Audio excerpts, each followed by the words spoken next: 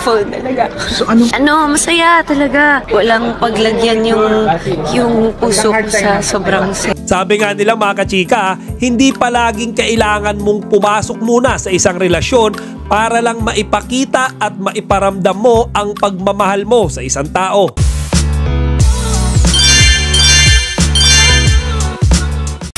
Magandang araw mga kachika, Rigel po ulit ang inyong Chika Patrol. Bago tayo magsimula mga kachika, inaanyayahan ko muna kayong mag-subscribe dito sa ating munting channel para palagi kayong updated sa mga latest at nagtitrending na mga showbiz balita. Siguro karamihan sa atin, naging ordinaryong buwan lamang ang Abril. Pero taliwas yan mga kachika kay Kim Chiu dahil ngayong buwan na ito mga kachika, birthday month niya at talaga namang napakaraming happenings at mga events ang nangyari sa kanya. Gaya nga nung sinabi ko sa mga previous vlogs ko, lahat ng blessings na dumadating kay Kimi well-earned and deserved niya yan. Kasi mga kachika, naghihirap naman siya, pinaghirapan niya yan Kumbaga, hindi naman yan yung something na dumating lang basta-basta. Nagtrabaho siya, ibinigay niya yung best niya at higit sa lahat mga kachika, napakabuti niyang tao. Thankful talaga. So Masaya talaga.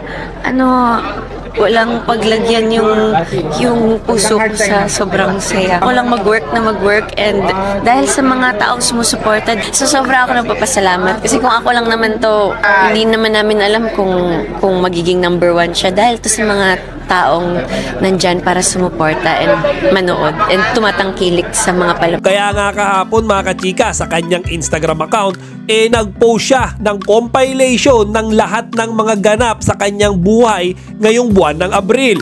Siyempre mga kachika, bilang pasasalamat na rin yan doon nga sa mga taong nakasalamuha niya, nakasama niya ngayong birthday month niya. Panoorin natin ito mga kachika.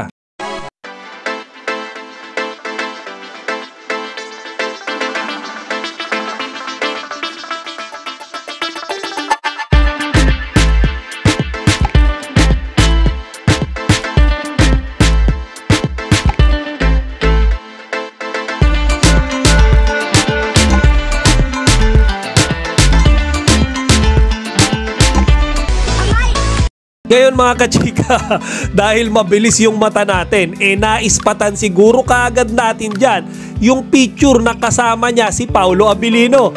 Mga kachika, mawawala ba si Paolo mga kachika? Kasi nitong buwan ng April, sa totoo lang halos linggo-linggo o minsan nga araw-araw pa, lagi silang magkasama sa mga event, sa mga parties, di ba mga kachika? Ngayon siguro marami ang magsasabi dyan, wala pa naman silang title, wala pa naman silang inaamin. Pero mga kachika, di ba hindi naman importante yung titulo sa mga ganyang. Di ba ang importante nakikita natin silang dalawa na masaya kapag magkasama. Alam nyo yun, sweet sila sa isa't isa, supportive sila.